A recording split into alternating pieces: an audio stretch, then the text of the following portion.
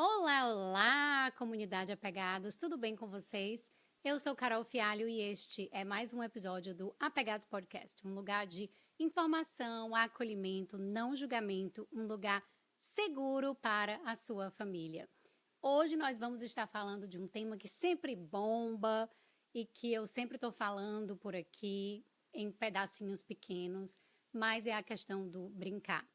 Eu falo que eu sou uma grande militante no que se refere à questão do brincar, que o trabalho da criança é o brincar, que as crianças precisam estar brincando.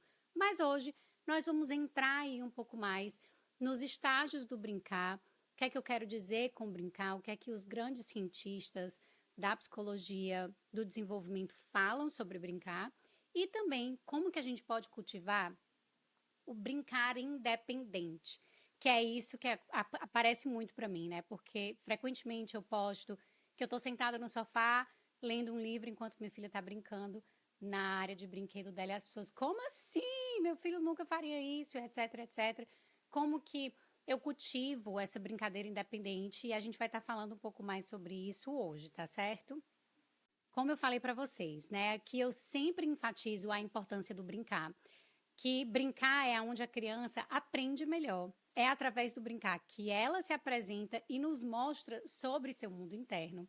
Vygotsky, que é um psicólogo soviético, inclusive fala que foi, né, um psicólogo soviético, ele tem uma grande contribuição aí na psicologia do desenvolvimento e ele falava que é no brincar que a criança conhece sobre si, sobre o mundo e também é no brincar que ela está sempre acima da sua capacidade cognitiva.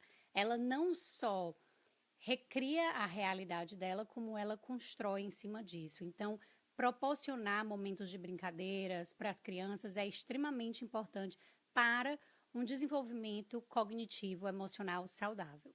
Todos os teóricos do desenvolvimento concordam que o papel fundamental que o brincar tem um papel fundamental no desenvolvimento saudável na psique humana, certo? Bem como no desenvolvimento motor e cognitivo.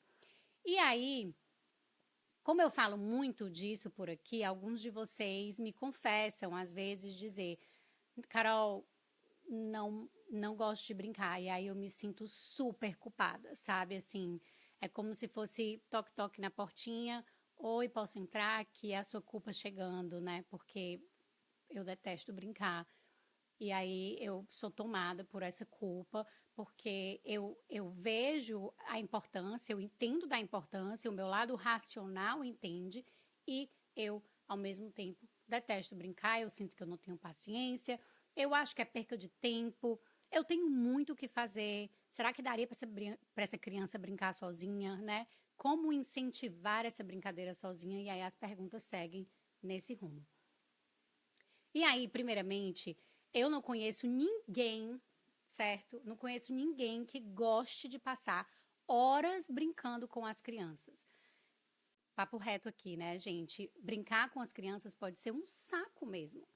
Ainda mais aí se brincar para você é algo que te remete tristeza, é algo que mexe com você, né?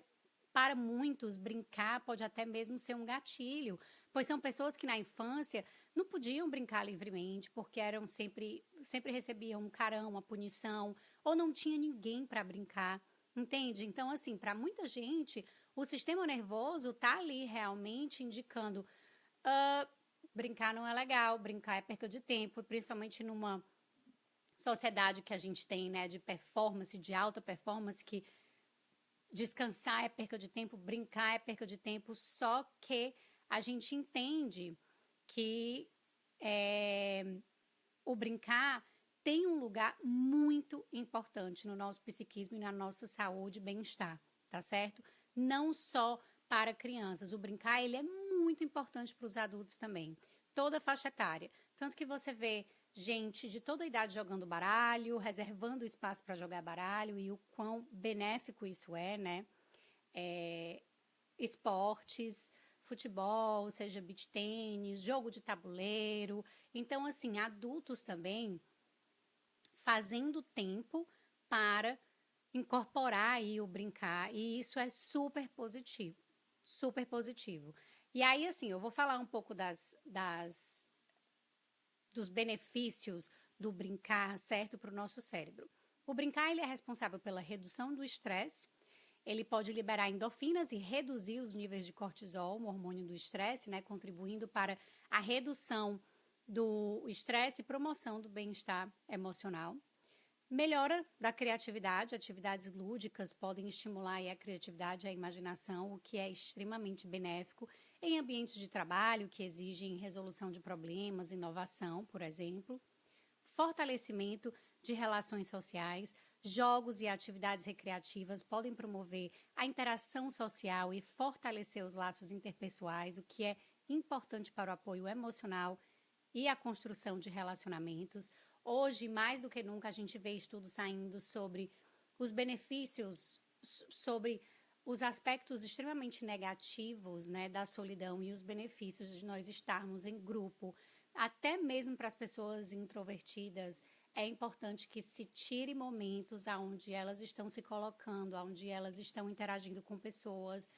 E os estudos são muito claros a respeito dos benefícios disso, né? Assim, das nossas interações, das nossas relações sociais e o quanto que isso tem um efeito direto no nosso sistema imunológico. Isso é muito louco, né? Mas, literalmente, estar em momentos de interação social, nas relações sociais, claro que a gente está falando aí de relações que têm um contexto positivo, a gente não está falando de relações tóxicas, mas que tem um contexto geral positivo, isso é extremamente benéfico para o nosso sistema imunológico, para a nossa saúde emocional, certo? Então, brincar também é um exercício mental, certo? Jogos que envolvem estratégia, lógica ou desafios mentais podem exercitar o nosso cérebro, auxiliando na manutenção de agilidade mental e prevenção de declínio cognitivo. As nossas funções executivas, que eu amo de paixão. Então, nós também estamos exercitando elas no brincar. Alívio do tédio e estresse no trabalho, né? Momentos de brincadeira no ambiente de trabalho podem reduzir o tédio, o estresse, a melhora da produtividade, né? E, por último, a melhoria da saúde mental, com tudo isso que eu já falei antes. Atividades recreativas e de lazer podem contribuir para a saúde mental, oferecendo uma pausa aí das demandas do dia a dia e promovendo esse relaxamento que todos nós precisamos. Agora, voltando para a questão de que nós não necessariamente vamos amar mesmo estar brincando com os nossos filhos, até porque, gente, brincar com criança é um setor do brincar muito confuso. Porque às vezes é legal e aí do nada pode ficar super estressante por conta mesmo da imaturidade cerebral da criança. Se é um neném muito pequenininho, se a criança ainda não se comunica com linguagem verbal, assim, de uma forma tão compreensiva, pode ser... Você pode ter a sensação de que você está o dia todo... Oi, neném! Ah, aqui, assim, isso! E, gente, isso é enlouquecedor mesmo, né? Assim, para um adulto, para passar o dia inteiro dessa maneira, se colocando essa pressão de que você precisa estar engajando na brincadeira, engajando o seu bebê na brincadeira e passar o dia inteiro dessa maneira, pode ser muito solitário e enlouquecedor, certo? Então, esse também não é o nosso trabalho, diga-se de passagem, tá? O brincar, ele é uma habilidade. A Maria Montessori diz que a criança ela nasce naturalmente curiosa para o explorar, né? Ela nasce naturalmente com essa capacidade de explorar e essa exploração a gente já pode entender como um brincar, né? Então, assim, você pode muito facilmente perceber um neném quando você coloca vários brinquedos caros que cantam, que acendem luzes e etc, e dançam ao mesmo tempo, e o bebê vai ficar, na verdade, muito mais interessado na colher que você usa para fazer o macarrão, né? Ele vai ficar interessado em objetos reais do seu dia a dia, em panelas. Minha filha adorava brincar com umas panelas aqui de casa. Então, assim, Maria Montessori traz muito isso, né? Assim, a criança, ela tende a explorar o mundo real, porque ela está buscando entender sobre o mundo real. Aquilo para ela já é extremamente excitante, já é o brincar. Então, assim, não precisa de muito, certo? É só a gente poder realmente ter essa percepção do brincar e permitir que a criança faça essa exploração de uma maneira segura. E aí a gente chama a atenção para um ambiente preparado, né? Também dentro de um conceito bem montessoriano. Mas, Carol, como que a gente aprende a brincar, né? Quais são as fases do desenvolvimento do brincar? Como que o brincar se desenvolve? A criança, meu filho já não nasceu sabendo brincar dessa maneira. Eu não acho que seja assim. Então tá, vamos lá. Existem algumas fases do brincar mesmo, tá? Existe o brincar solitário, do 0 aos 2 anos, isso ocorre nos primeiros anos de vida, quando a criança brinca sozinha, se concentra em explorar brinquedos e objetos sem interagir muito com o outro. Ela vai interagir, ela vai chamar a nossa atenção, mas aquela exploração, ela é uma exploração muito mais solitária, né? Assim, é um momento onde a criança realmente está bem aí numa fase mais egocêntrica, tá? E aí vem o brincar paralelo, 2 a 3 anos. Nessa fase, as crianças começam a brincar do lado de outras crianças, interagem, às vezes diretamente, às vezes não diretamente, observam o que o outro está fazendo, mas ainda estão focadas em suas atividades, né? O meu brinquedo, tira da mão do outro. Então, tem esse brincar paralelo, mas ainda é uma coisa mais individual, né? Do desejo individual. E aí vem o brincar associativo, e aí aqui as crianças começam a interagir umas com as outras, compartilhando brinquedos e brincando juntas, mas não necessariamente com regras ou um objetivo específico, né? 3 a 4 anos. E aí tem o brincar cooperativo, 4 a 5, essa fase é a fase em que as crianças começam a brincar em grupo de forma mais organizada, seguindo regras, trabalhando juntas para atingir objetivos comuns e em jogos ou atividades, né? Então, é uma fase que você vê claramente a criança desenvolver com outros amiguinhos jogos e tem regras e tem circuitos e eles estabelecem assim suas próprias tem uma própria vida, né? É uma fase maravilhosa de se ver. E aí tem também jogo de regras, certo? Uma última fase aí do brincar, que a partir dos 6 anos, à medida que a criança cresce, ela se envolve em jogos com mais regras, né? Com regras mais complexas, como jogos de tabuleiro, esportes e atividades que exigem seguir regras específicas. E aí a criança começa a se dar muito bem, muito melhor com isso depois dos 6 anos. Essas fases, gente, elas não são necessariamente sequenciais, certo? E as crianças, elas podem aí alterar entre elas.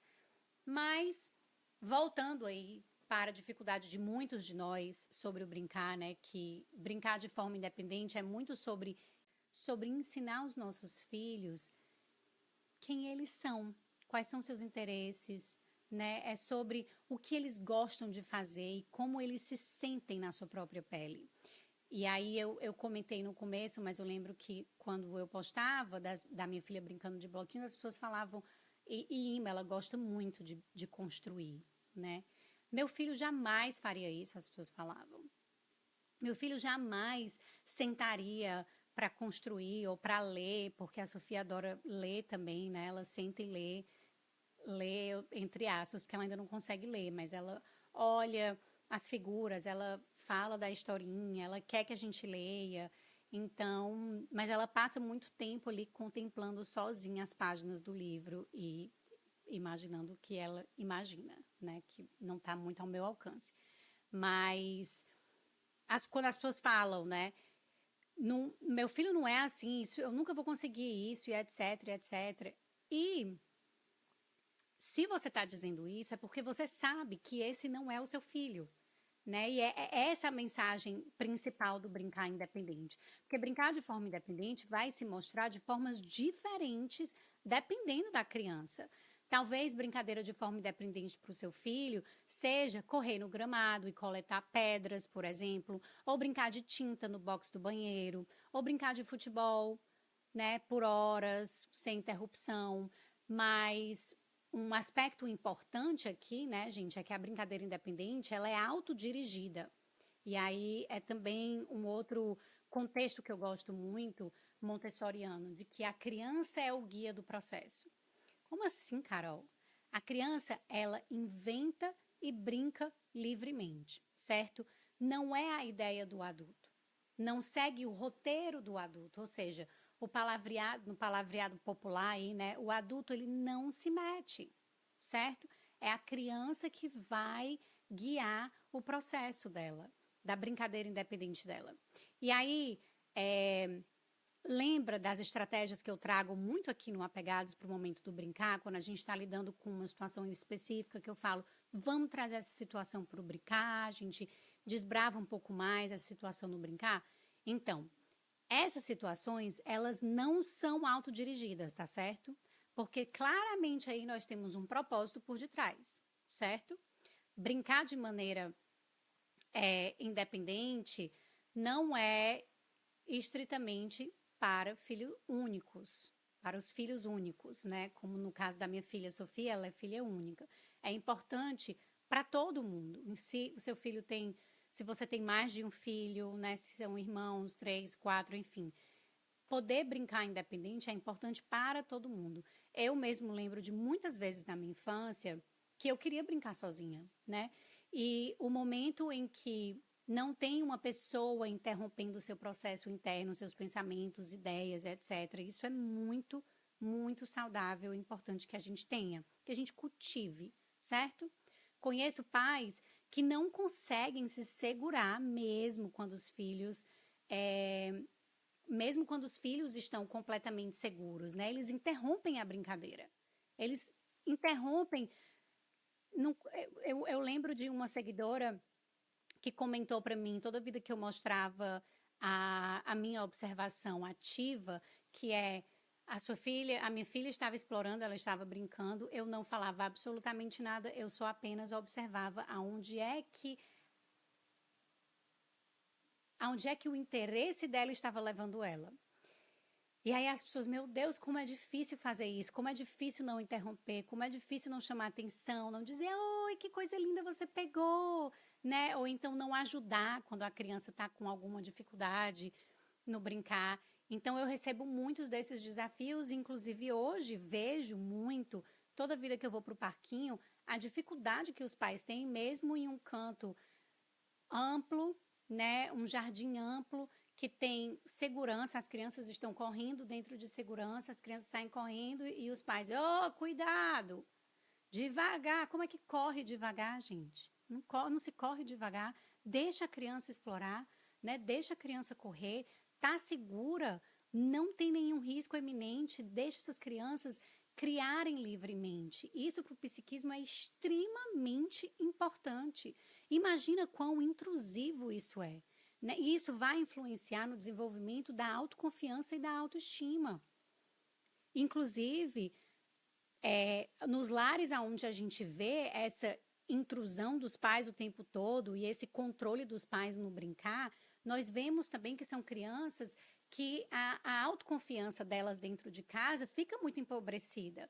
Às vezes são crianças que na escola se mostram autoconfiantes, que têm uma boa autoestima, mas em casa oh mamãe, por favor, oh papai, por favor, inseguras, porque não tem espaço para desenvolver sem interrupção. Então é muito importante que a gente tome conta disso, a gente segure aí a nossa onda. Eu falo muito isso no meu Instagram, Fialho Carol, @Fialho Carol. Não interrompa a criança, não interrompa o brincar.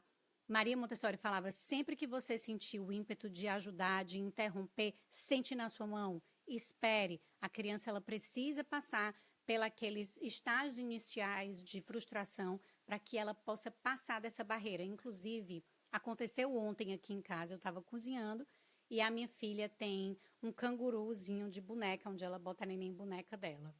E aí, tá bem frouxo, sabe? O negócio que a gente enfia assim, né, pra fechar, a fechadura. Tá bem frouxa. E aí ficava caindo, abrindo o tempo todo e caindo, abrindo o tempo todo e caindo, e eu ajudei ela umas 2 vezes, e depois eu disse, filha, a mamãe tá cozinhando, eu não posso mais, isso tá caindo o tempo todo. E aí ela foi lá dentro, deu um tempinho, ela voltou toda feliz, dizendo, mamãe, eu consegui sozinha. Olha só, não ajudar os nossos filhos, deixar com que eles passem por esse desconforto, por essa frustração inicial, vai fazer com que eles tentem buscar uma maneira de resolver o problema, né? Então é muito importante que a gente segure a nossa onda. Poder criar um mundo no qual você tem controle, né? E é um mundo que surge das suas próprias ideias. Olha que lindo que isso é, gente. Agora me veio um pensamento super importante nesse processo, que é da gente poder reservar tempo para ficar em silêncio, né, no nosso mundo. Porque o que é muito frequente de ver e acontece muito na minha casa, inicialmente, confesso que ainda tento melhorar muito isso, certo? Até hoje, mas é que eu ficava pé da vida com meu marido porque ele sentava no sofá e descansava. Ele chegava do trabalho, sentava no sofá e ele realmente conseguia descansar. Enquanto que eu tô feito louca pela casa, arrumando, fazendo jantar e não sei o que, não é sempre uma tarefa atrás da outra, fazendo isso e aquilo, mas sempre fazendo alguma coisa, né? Eu nunca senti que, eu vou sentar aqui e descansar. Até quando eu sento no sofá, eu tô pensando em alguma coisa. Eu tô pensando no médico, na lista dos afazeres, né? E os nossos filhos, eles observam isso. E querem, muitas vezes, olha que interessante, nos livrar desse lugar de super ocupados chamando a gente para brincar. E aí a gente acaba ficando com raiva do parceiro, da criança, né? A gente acaba explodindo. Quando, na verdade, podíamos aprender com eles a descansar também, a sentar no sofá e parar, né? Para, não tem problema nenhum. Ai, o jantar vai atrasar 5 minutos que seja. Senta no sofá e descansa por 5 minutos que seja, né? Ou então faz estratégias de que você não precise ficar na boca do fogão. Eu comprei um air fryer, foi a melhor coisa que eu fiz na minha vida. Bota o peixe, bota a carne, bota o que for lá, bota o tempo e sento no sofá.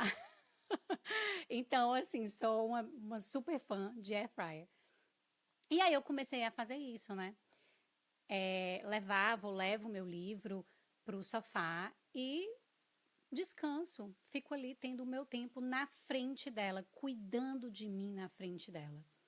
E desde muito cedo, aqui em casa, eu falo para minha filha, né? A mamãe está indisponível.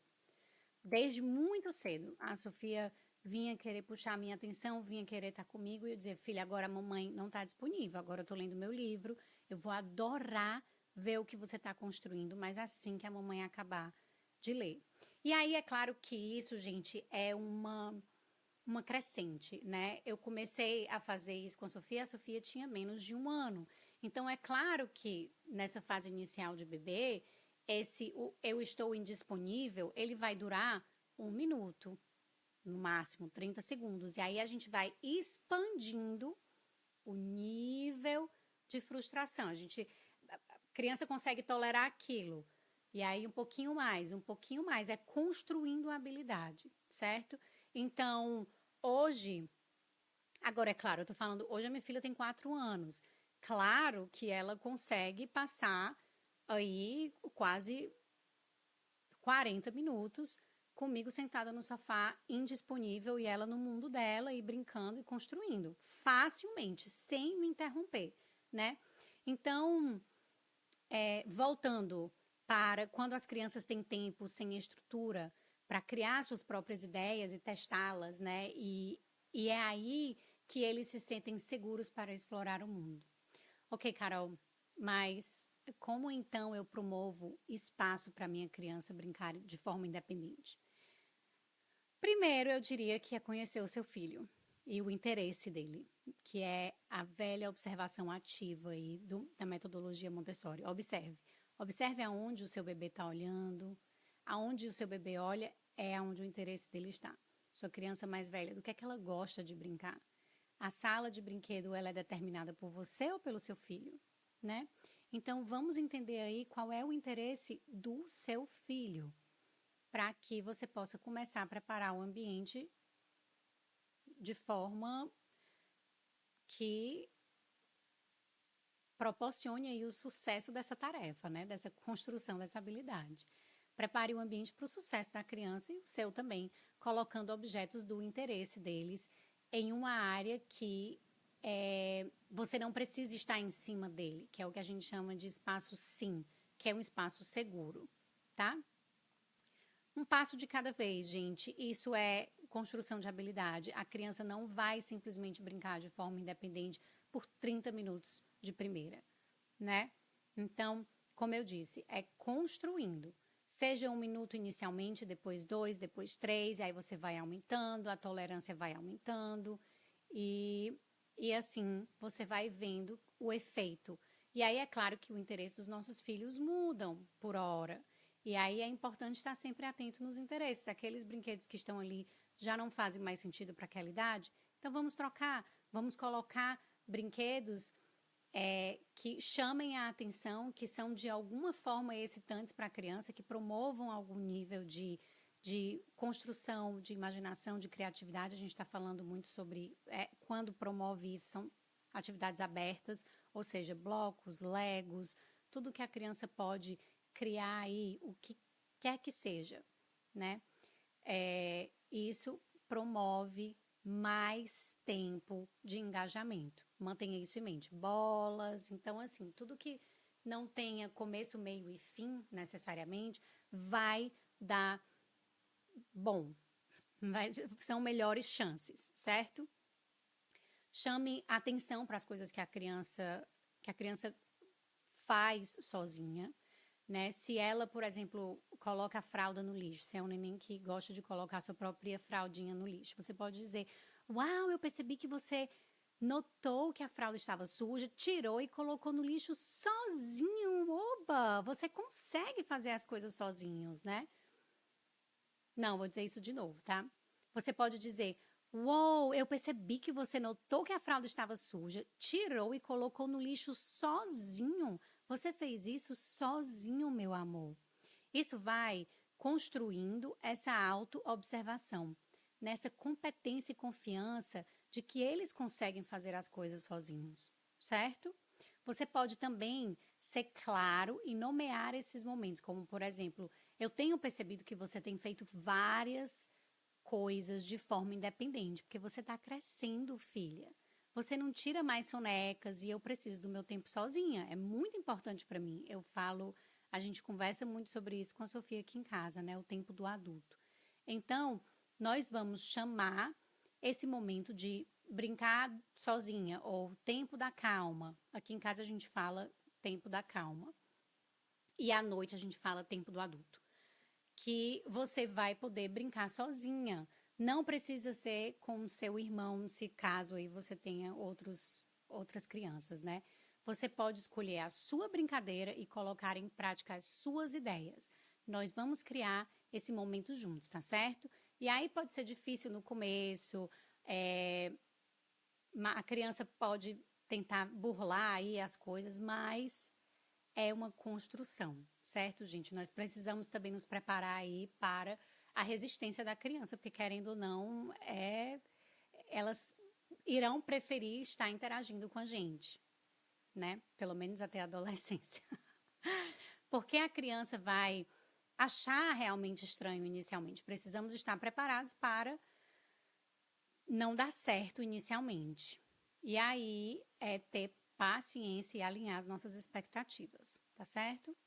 Talvez a gente comece a precisar ser mais claros nos nossos limites, né? Acho que limite bem estabelecido é super importante. Inclusive, vejo muitas coisas nas redes sociais falando: criança sem limites, a gente parentalidade respeitosa, não precisa estar dando limites, ou parentalidade sem hierarquia. Gente, como assim, né? Já me dá logo um desespero quando eu vejo essas coisas, Porque eu acho super crucial, na verdade, a gente falar sobre essa questão de limites. Desde quando limite é visto ou foi colocado como uma forma negativa? Limites são maravilhosos e extremamente necessários em todas as relações da nossa vida, inclusive na nossa relação conosco. Nós precisamos dos limites. Eu adoro uma frase que diz assim: limite é o espaço onde eu posso me amar e amar você ao mesmo tempo. É onde ninguém passa por cima de ninguém, onde nós somos muito claros a respeito do nosso papel que a gente está fazendo aqui, estamos seguros do que nós queremos e não queremos, até onde a gente vai, até onde a gente não vai, aqui você não pisa, Então, assim, as crianças, elas, se você tem filhos, você vai entender e você vai ver que claramente elas precisam muito da nossa ajuda para entender que o espaço pessoal é algo construído, cognitivamente falando, que a criança não tem muito esse conhecimento, né? Assim, ela não nasce sabendo disso. E a humanidade, Homo sapiens, nós somos seres hierárquicos. Existe hierarquia. Ponto final, certo? Quando se trata de adultos e crianças, gente, principalmente, se a gente fala, o adulto é responsável por cuidar, por educar, por criar um apego seguro com essa criança, desde aí, a gente já está falando então de hierarquia. A gente já está entendendo que existe um ser que é naturalmente mais maduro, que existe um ser que, teoricamente e que na prática sabe muito mais, e aí eu não estou falando de questões subjetivas, tá, gente? A criança é muito criativa, a criança tem a mágica e etc. Claro que a criança é um ser de capacidades infinitas, mas a gente está falando no sentido da vida real, né, do mundo onde a gente vive. O adulto, ele tem muito mais conhecimento do que a criança. Ele sabe o que é seguro, o que não é. A criança, muitas vezes, não tem esse limite, não sabe disso.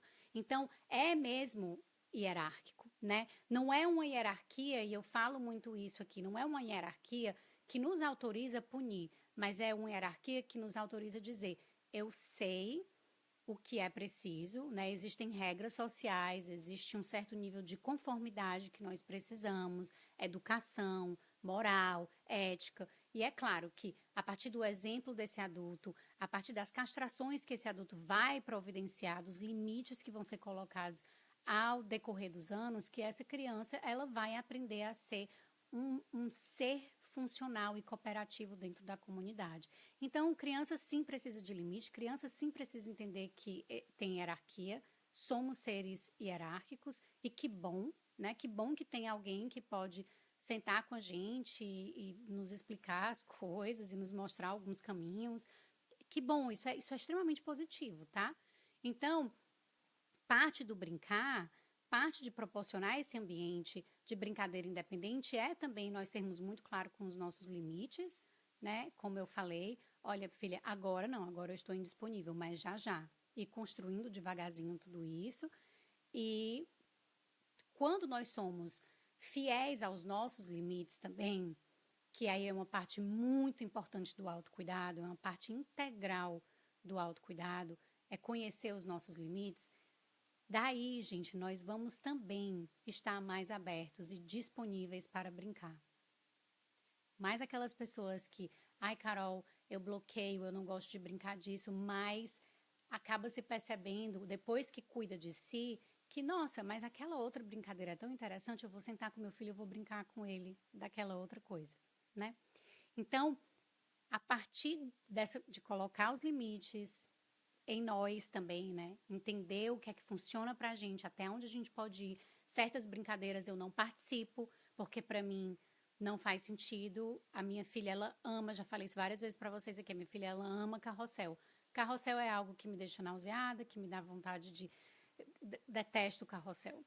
É uma questão mesmo sensorial que não me faz bem, então eu não vou. Mas eu também não castro a experiência dela. Eu digo que ela pode ir sozinha, ou o pai dela acompanha, ou a avó, ou quem tiver que goste de carrossel, vai, né? Mas eu, não.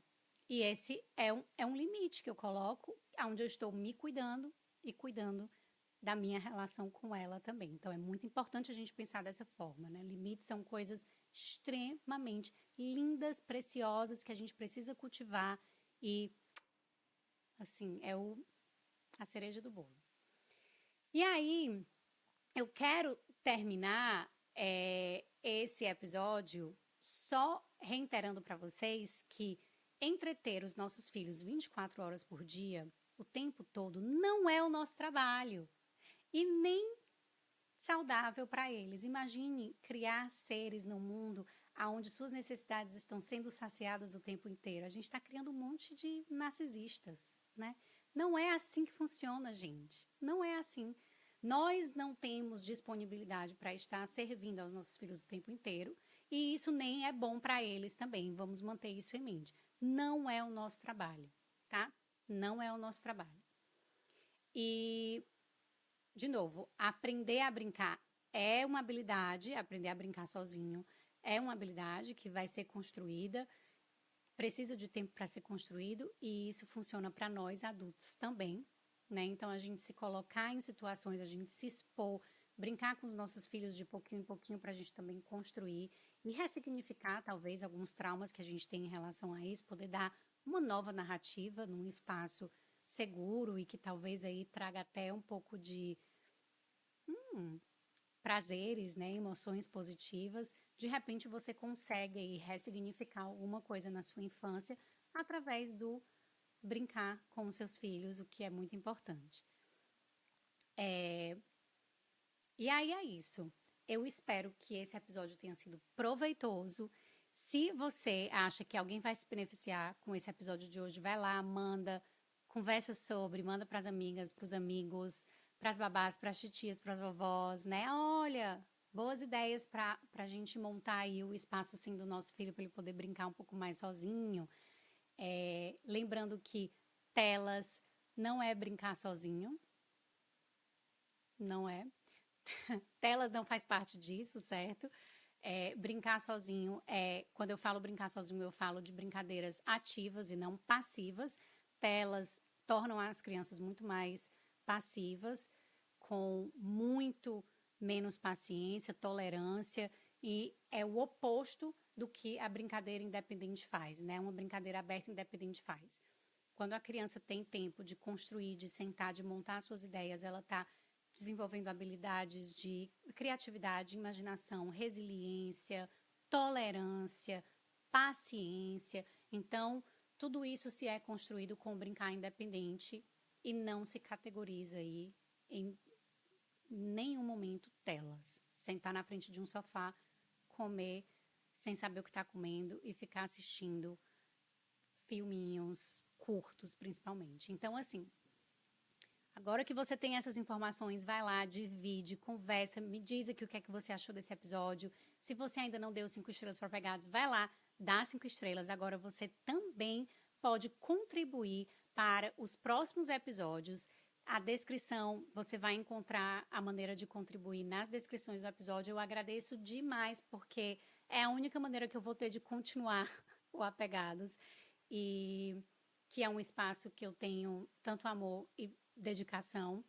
Então é isso, gente. Muito obrigada por estarem aqui comigo mais uma vez e nos vemos no próximo episódio. Tchau, tchau.